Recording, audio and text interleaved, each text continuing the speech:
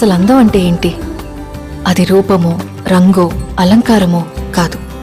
ఏ ఒక్కరి జడ్జ్మెంటో, అభిప్రాయమో కాదు. ఒక కవి వర్ణనో, చిత్రకారుడి బొమ్మో కాదు. మరేంటది?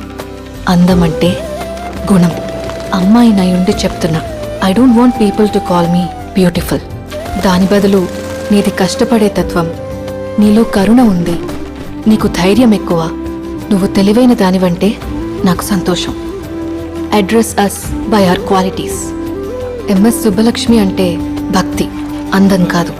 మదర్ తెరెసా అంటే కరుణ, అందం కాదు. ఐన్ ర్యాండ్ అంటే తత్వం, అందం కాదు. సరస్వతి అంటే విద్య, దుర్గా అంటే ధైర్యం, గౌరీ అంటే తపస్సు, లక్ష్మి అంటే శుభం. ఇలా ఏ దేవతనైనా ఆమె క్వాలిటీస్ కోసమే పూజిస్తారు, ఆమె అందం కోసం కాదు. నీ గుణాలే నీ సంతకమవుతాయి, నీ అందం కాదు.